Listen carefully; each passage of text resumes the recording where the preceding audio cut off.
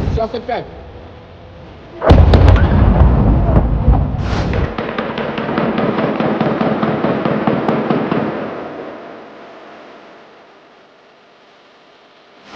दोस्तों, गजा के अंदर से जैसे ही आवाज उठी कि सीज फायर जो चल रहा था और एक्सचेंज डील हो रही थी उस पर रोक लगाई जाएगी। क्यों? क्योंकि लगातार इजराइल सीज फायर का उल्लंघन कर रहा है। उसके बाद इतना बौखला गया इजराइल कि अब वेस्ट बैंक में एक एक करके निशाना बनाया जा रहा है। वो खबर भी आपको दिखाने जा रहा हूं। लेकिन इसके साथ साथ जो हरकतें की जा रही हैं, अमेरिका का सहयोग उसमें मिल रहा है। उसके खिलाफ नेटो देशों ने ही आवाज बुलंद कर दी अमेरिका के खिलाफ। चीन ने भी हिदायत दे दी है। ये तमाम चीजें, अमेरिका पर कहर टूटा है, ये भी आपको खबर दिखाने जा रहा हूं कि अमेरिका की हालत खस्ता हो गई। एक बहुत बड़ा हादसा हुआ, शायद इससे वो सबक ले ले, और नहीं लेता है तो आने वाला वक्त बताएगा। भी कैलिफोर्निया में आग लगी तब ले लेता वो सबक, लेकिन नहीं लिया। एक बड़ा हादसा अमेरिका में हो गया। लेकिन इन सब के बीच क्या कुछ हो रहा है रूस और यूक्रेन के बीच, वो भी आपको दिखाने जा रहा हूं। क्योंकि रूस ने एक बड़ा हमला यूक्रेन पर कर दिया ऐसे वक्त में जब अभी हाल ही में डोनाल्ड ट्रंप ने पुतिन से बातचीत की। नमस्कार, मैं हूं प्रज्वल गौतम और आप देख रहे हैं the live TV. The live TV, सच सबसे आगे। पहले बिना देर किए ये वीडियो आपको दिखाने जा रहा हूं। ये वीडियो देखिएगा। ये वीडियो निकलकर सामने आई है जब आईडीएफ और जो वहां के लड़ाके हैं, यानी फिलिस्तीनी लड़ाके, उनके बीच वेस्ट बैंक के अंदर ये लगातार झड़पें हो रही है। उस वक्त की ये वीडियो बताई जा रही है। पहले वीडियो देखिए। तो जैनिन है इलाका, वहां पर ये वेस्ट बैंक में हो रहा है। मैं लगातार बता रहा हूं कि गजा के अंदर जो कुछ इन्होंने खोया सीज फायर के दौर में, अब उसका बदला ही समझ लीजिए कि वेस्ट बैंक में निकाल रहे हैं। आपने तो सुना ही है, स्मोट्रिच लगातार वित्त मंत्री जो है वो इस बात का दबाव डालते रहे कि इस सीज फायर को रद्द किया जाए। वो बात अलग है कि इजराइल के लोग अपने ही देश की सरकार के खिलाफ खड़े हैं। खबर क्या है, इजरायली सेना वेस्ट बैंक के तुलकर्म में के उत्तर में अटल पर हमला कर रही है। यह खबर निकल कर आई। इसके साथ साथ खबर की इजरायली सेना वेस्ट बैंक के नबल्स शहर में घुस गई है। वेस्ट बैंक के नबल्स के पूर्व में बलाटा है, वहां हिंसक झड़प हुई। इजरायली सेना शहर के पास तक पहुंच गई है। जो है गजा पट्टी के नुसीरात शिविर के पास हमास और इजराइल के बीच गोलीबारी हुई जबकि सीज फायर चल रहा है। आयरन वॉल सेल अभियान के 3 सप्ताह के बाद इजरायली सेना जेनिन को सुरक्षित करने में नाकाम रही और वेस्ट बैंक के नबल्स, तुलकर्म और शुकबा और टोबास इलाकों को तो छोड़ ही दे, वहां पर तो लगातार झड़पें हुई नहीं है। इस तरह की खबरें निकल कर सामने आ रही हैं। यानी इनके हालात ये पैदा हो गए दोस्तों कि वाकई ये लगातार हमला करने से चूक नहीं रहे और कहते हैं कि सीज फायर रोका कैसे गया, तमाम चीजें हुई कैसे, जबकि इनको खुद भी सोचना चाहिए कि जो हालात वहां पर पैदा किए जा रहे हैं वो कितने मुफीद हैं इसके लिए। चलिए आगे खबर जो दिखा रहा हूं पढ़िए। वेस्ट बैंक के नबल्स के पूर्व में पलाटा के पास हिंसक झड़पें शुरू हुई। इजरायली सेना पहुंची, ये तमाम चीजें वहां पर बताई गई कि ये चीजें वहां पर हो रही हैं। इसके बाद ये खबर भी आई कि आईडीएफ के संचालन के निदेशालय के कमांड के सेंटर का दौरा करने के बाद इजराइल के रक्षा मंत्री काट्स ने ट्रंप के ऐलान को अपनाया। उन्होंने कहा कि अल कसम ब्रिगेड यानी कि हमास शनिवार तक अगर इजरायली बंधकों को रिहा नहीं करता है तो उसके बाद एक बड़ा हमला गजा पर किया जाएगा। उन्होंने कहा जैसा कि अमेरिका के राष्ट्रपति ने वादा किया था, उन्होंने कहा कि हम अगर हमास ने बंधकों को रिहाई रोक दी तो कोई समझौता नहीं होगा और युद्ध होगा। जबकि अभी मैंने आपको बताया भी कि हमास और इजरायली सैनिकों के बीच अभी भी वहां पर गजा में हमले हो रहे हैं एक दूसरे पर। तो समझिए सीज फायर कितना कामयाब है। गजा में लड़ाई युद्ध विराम से पहले की तुलना में ज्यादा तेज होगी। हमास की हार और सभी बंधकों की रिहाई के बिना ये खत्म नहीं होगी, धमकी दी जा रही है। जैसा कि डोनाल्ड ट्रंप ने कहा है, ऐसा ही ऐलान करते नजर आए। लेकिन इनकी मुश्किलें किसने बढ़ा दी? अमेरिका का हवाला देकर लगातार गजा को धमकी दे रहे थे, हमास को धमकी दे रहे थे। लेकिन इनके अपने ही सहयोगी देश, अमेरिका के सहयोगी देश ने ही इनको हिला कर रख दिया। आपको पता होगा नेटो एक ऐसा बड़ा संगठन है जिसमें अलग अलग देशों, कई देश शामिल हैं। उन देश की सेनाएं एक साथ मिलकर हमला करने की ताकत रखती हैं। ये इनका समझौता है। नेटो देश में एक मुस्लिम देश शामिल है जिसका नाम है तुर्की। अब तुर्की ने जो मोर्चा खोला, पढ़िए, तुर्की ने गजा पर ट्रंप के हमले के खिलाफ तैयारी की है। यह तुर्की के विदेश मंत्रालय ने साफ साफ कहा। जबकि नेटो का सदस्य देश है, तुर्की ने कहा कि अगर अमेरिका ने गजा पर हमला किया तो हम अमेरिका के खिलाफ हमला करने के लिए भी तैयार है। ये तुर्की का बयान है विदेश मंत्रालय का। अपने आप में समझने वाली बात है कि क्या काफी कुछ कैसे कैसे बदलता नजर आ रहा है। अब देखिए, चीन ने भी सुरक्षा परिषद के सदस्यों को बताया कि वो बुधवार को बंद परिषद में विचार विमर्श के दौरान गजा के मुद्दे को उठाने की योजना बना रहा है कि हम तैयार हैं, गजा का मुद्दा उठना चाहिए क्योंकि उनको वहां से हटाने की कोशिश की जा रही है। एक दिलचस्प खबर इसमें निकल कर आई। खबर देखिए, आईडीएफ ने गजा पट्टी बॉर्डर पर एक अल्लाहू अकबर व्यक्ति चिल्ला रहा था और उस पर आईटीएफ के एक सैनिक ने गोली चला दी।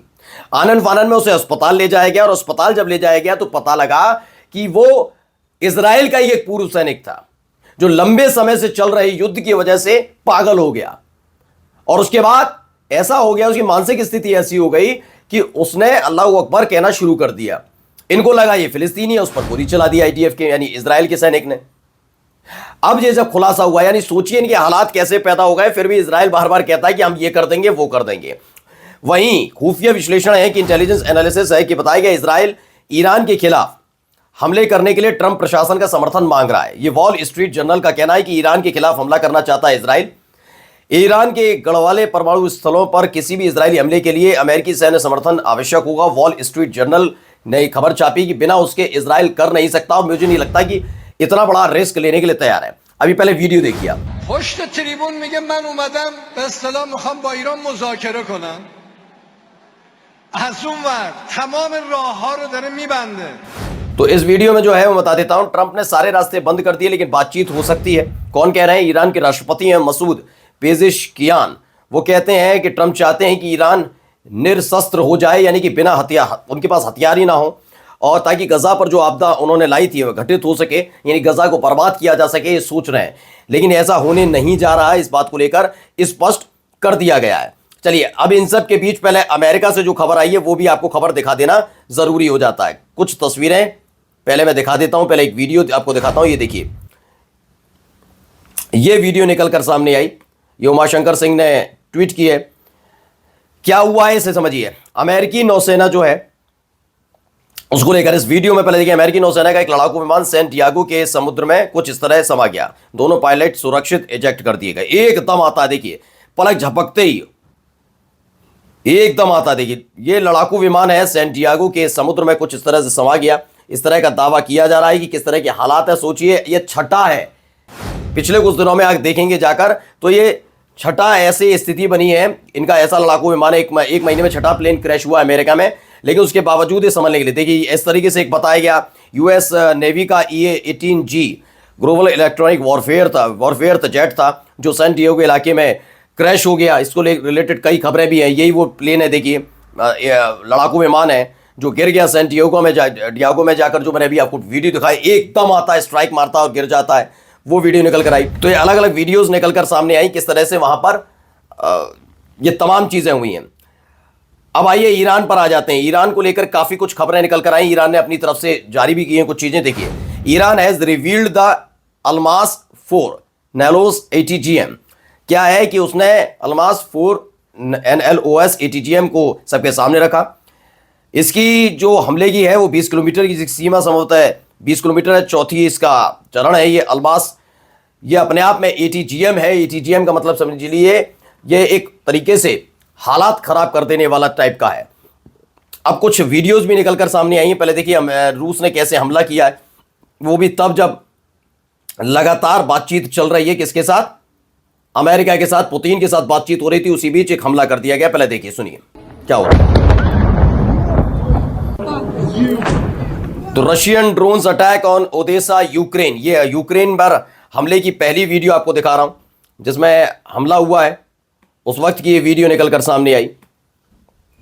एक और वीडियो दिखाता हूं भी आपको, देखिए और भी कई वीडियोस हैं इससे जुड़ी हुई। ये देखिए एक और अलग अलग वीडियोस हैं, एक नहीं दो नहीं कितने सारे आपको ड्रोन्स नजर आ रहे होंगे यूक्रेन पर। ये ओदेसा इलाका है, ओदेसा में ये हमला हुआ है, उस वक्त की वीडियोस अलग अलग तरीके से जारी की गई हैं। बहुत सारी तस्वीरें इनको लेकर जो कहा जा रहा है, बताया हम यूक्रेन के लिए अपना समर्थन मजबूत करने के लिए तैयार हैं। जब ये हमले हुए, एक तरफ डोनाल्ड ट्रंप से बात और पुतिन ने जब हमला किया, उसके बाद हम रूसी आक्रमण के सामने यूक्रेन की स्वतंत्रता, उसकी इंटीग्रिटी और उसकी जो अखंडता है उसके लिए लगातार काम करते रहेंगे। ये यूरोपीय संघ का बयान है, अमेरिका नहीं कह रहा है, यूरोपीय यूनियन कह रहा है।